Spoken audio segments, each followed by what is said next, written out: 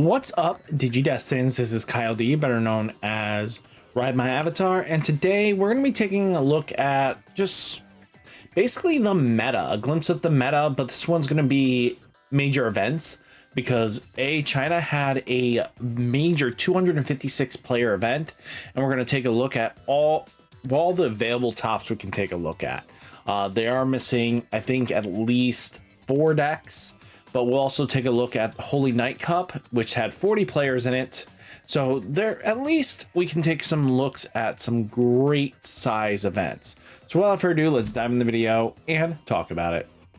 So first one we're going to take a look at here is none other than just looking at it. First place, no surprise, we have Gallant taking first. Royal Knights taking second, but this one's going to be unique, so we'll talk about that. Then we have plenty of Hoodie Mons going around.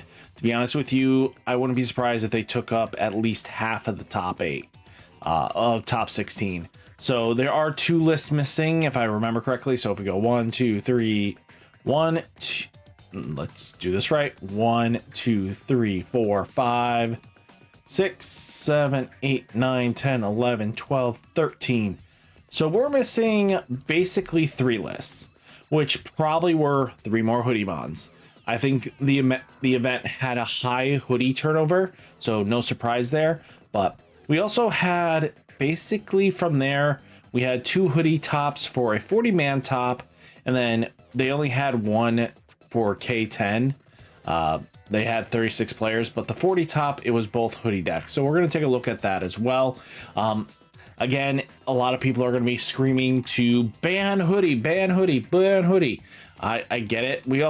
I should probably bring up the 9-1 DC1. Those are larger events, and especially JP's Evo Cup as well. So we'll take a look at those. Regionals aren't going to matter as much because they are older formats. So taking a look here, let's take a look at what Bt-23 has in store for all of us. So yeah, we have 1 new Gallant. Being able to shut down Digimon being played from trash is vitally important in some matchups. And again, this can lead to getting you some W's that way because it does shut down scrambles. So something to think about that, right? Just they can't play with scrambles, which is usually a utilized card to get back into the game, right? So shutting that down, they're using Crimson Blaze to kind of slow down Hoodie decks because they like to spam out, and it makes a lot of sense, right? So at the end of the day, taking a look here, nothing out of the ordinary. A lot of players play a very similar stock list. The fact they are playing Crimson Mode Ace is not surprising to say the least. A lot of players went off of it, but because Hoodie is a deck, being able to go Crimson Mode on, let's say, you know, a protected Gallant X turn, if they don't, because you should be boosted by like War Growl X a little bit enough to kind of survive plus Gallant. So if you can get them with their Hoodie play the first swing and you just remove Hoodie Mon, you kind of win right there, right? So again, wall-ish decks kind of just had that way of just dealing with what Hoodie is trying to bring forth. So, I mean, out of this, I wouldn't say there's nothing out of the ordinary that you would find in this list. Now let's take a look. Royal Knights was very interesting. This one took advantage and played in a way that they knew they were going to walk into Hoodie fields. First off, I even made a video yesterday talking about counters. This card here, this card here, this card here are all strict great counters against Hoodie. The fact that most of the time Hoodie will only go to 0. So if you can trigger any abilities, you know, this one, a Keenan, when they play by effect, gain a memory, Hero's Dad, Hokoto. This card basically says when your opponent plays a Digimon by suspending this tamer, if it was level 4 or higher, gain a memory. Most of the time they are going to be playing a 4 or higher because that's where their alliance comes from. So basically being able to cheat the turn back is super important. Then we also do have Digimon Emperor, which is kind of interesting. Start of your main phase, for every 2 colors your opponent Digimon and Tamers have, gain 1 memory. This actually can be very punishing, actually, because against like Hoodies, they have multiple colors and they're always in a multicolor class. So basically for every 2, and they have enough color differential tamers, this is gonna punish. So on play, delete one of your opponent's play cost 5 or lower Digimon, then by returning 1 Digimon from your opponent's trash to the bottom of their deck from your hand or trash without paying the cost, you may play a level 4 or lower Digimon with the same color as the effect returned. So since most likely you're going to be returning a Hoodie, you could definitely play Magna Mom. So yeah, or any other color combination. But again, it slimmed down to the core beliefs, right? So they went Royal Knights control. And it's a really good strategy, to be honest with you, because players are not going to expect it. You can be super aggressive in an Omeka underneath and then just slam down on the X antibody answering the Hoodie loop is very scary in its own right. So there's so much potential going on. The fact that basically hitting any of your tamers in security against you, this coming down, your opponent's not going to be able to answer with Hoodie right away because they don't have tamer hate. Now taking a look, here is one of the first Hoodie decks. They are playing Paildramon. Paildramon makes a lot of sense because it gets to, after you do all your Jogressing, you have at least Angemon plus Hoodie. It will have barrier so it can get in that extra attack and suspend and lockdown. So makes a lot of sense. They are not playing any of the Mirais, the Venusmons. But taking a look here, we have like the detective agencies. They are playing the option pool, right? So this isn't terrible, especially for a 5-cost option. So what does it say? You may play. Oh, Jesus. Hoodie's even nastier. So you can combo and play these options too as an answer response that allows Hoodie to do that. That's kind of sickeningly what the hell is going on here. Okay, so basically take advantage of these options. Wow. To be honest with you, wasn't expecting that, but hey, if it answers responses some threats, why not, right? I think that can help out in the long term. They are playing Hidden Potential Discover because Hoodie is bloody expensive. I'm not even joking. The play cost of Hoodie is just that expensive.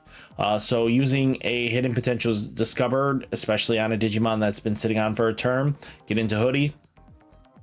Free Evolve is super clutch. So yeah, not bad techs.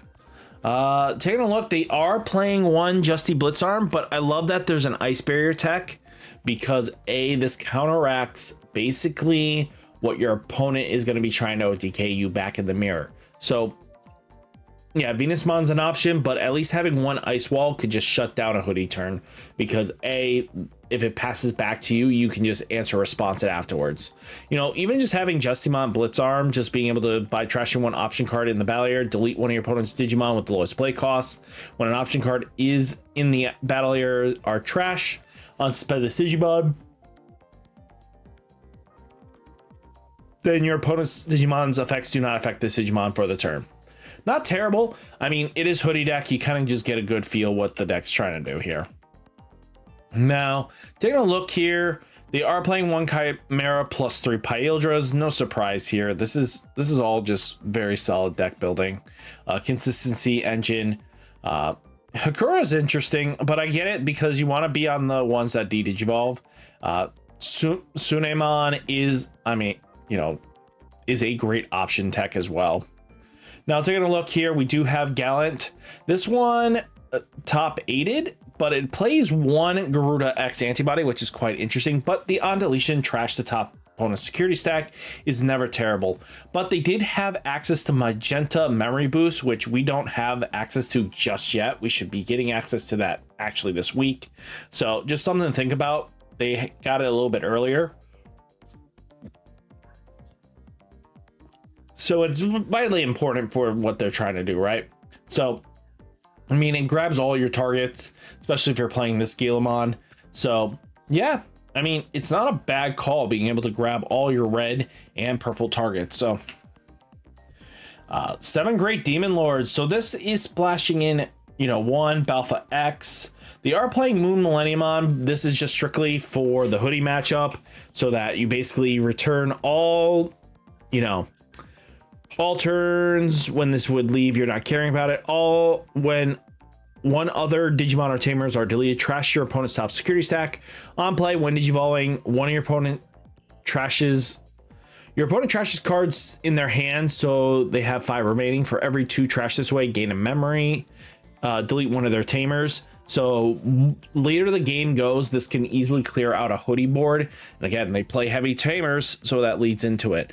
Things to consider: why is this in here? Black Sabbath, if you have 4 or fewer cards in hand, by paying 6 costs, return this card to the bottom of the deck.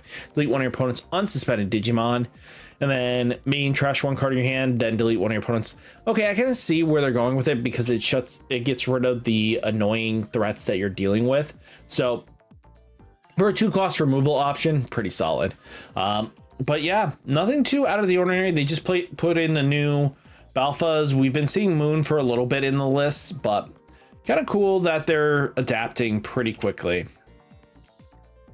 Now we do have none other than Malomyotismon. So this one focused on the draw engine deck portion of it. So using like Guru X and stuff like that, and just going up the ladder instead of having to do the loop shenanigans makes a lot of sense, to be honest with you. Players will do player's choice in this situations, but again, we've been seeing this list float around occasionally. This isn't as often you see it in a high tier event, but this is the first time Malo has actually topped a major event in quite some time, actually. I think we haven't seen like Malo splashed into a major event that was English side. But JP, I think they had one top a while back. But that's about it. Now we do have red, purple, and Piodramon. Surprised they're not playing magenta Memboost, but hey, what works for them works for them. Being able to shut off your opponent's abilities is huge, to be honest with you. And then they have Zenith, just a mem setter, and then what the heck just happened? So Zenith just a mem setter and then just trashes the rest. So just hard playing this for a memory setter is not terrible, actually, because again, you're just gonna mill everything that gets trashed. So it's another free fill the trash card like Analog Youth with no real negative repercussions, right? So I kind of see where they're going with it, and it's not a bad play. Now we do have Purple Hybrid, just being Purple Hybrid, of course. They are playing Icy Breath and Blinding Ray, which is kind of unique to this list. I know we do have Koichi, that's a dual color that would allow you to be able to play these white cards, yellow cards, I mean, but interesting enough. I like the Pummel Whack just because drawing cards is super vital, especially if you're trying to get into the Volgra Dusk combo. It takes them a little bit of time to set up, but you know, really interesting text. Violet and Boots just being trash 1 option card or 1 card with Ghost or 3 Musketeer traits, draw a card. Just being able to trash an option to draw a card. Combos in when, you know, Pummel Whack gets trash and becomes a draw 2. So kind of cool, actually. Now we have Royal Knights being regular Royal Knights. They're teching in 2 Examons. They are playing 2 Crimson Blaze because, again, the Hoodie matchup is what you want to stop. The fact they are playing Dynasmon plus the old Jess. They're playing 2 of the new Gallant Mons. So a lot of good calls across the board, and I don't think I hate any of their picks, right? They did a good call and build. I like that the Examon's in there because this answers a lot of threats by itself and can be a terror alone. So yeah. Now we do have Jessmon. This got top 16. So again, this card being all turns when this card suspends Digivolve one of your opponent's Digimon is ridiculously strong. Defensively, it's just that good. And again, under a Genkumon X turn with this card out, Hoodie's not doing much, right? That first Hoodie swing is going to just Digivolve back into the rookie and just lead them to losing. So yeah, I mean, Gallant with the fact that we see, you know, the Sistermon deck, the Sistermons, the new ones are pretty decent, especially because, you know, Sistermon Blanc is add security to hand, recovery is not bad. There's so many different combos and possibilities you can do with the deck. It's not even funny. Now let's take a look. We do have another Hoodie deck. They are playing Yugo, which again, if you didn't notice, a lot of the lists weren't playing it. Kind of cool to see Leopard Ace, which is not bad either. You may play a 5,000 DP or lower Digimon from your hand without paying the cost. If all your level 3 or higher Digimon gain blocker until the end opponent's turn. All turns when any of your other Digimon would leave the barrier, gain 2 memory. So again, once per turn, that's not terrible. They're going to threat analysis a lot, but it's an ace. It's not the best ace, but at least it does something for this deck. Blinding Ray, and we have Hidden Potential.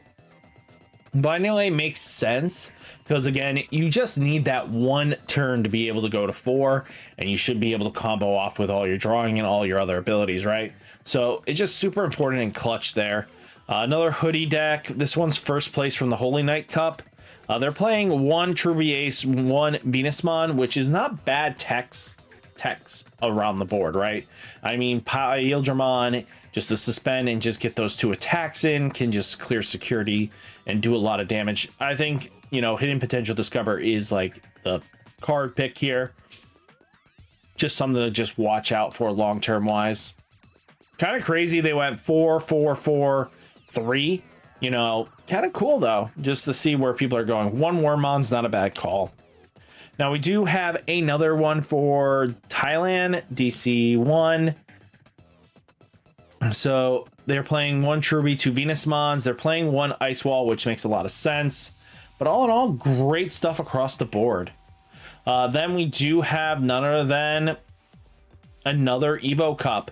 So this is Hoodie as well. 2 Cherubimon Aces. Not bad calls, to be honest with you. Their level 5 pool is just great targets for this. There no Yugos, but that's fine. Like, you have ways of gaining memories and stuff like that. I kind of get where they're going with it.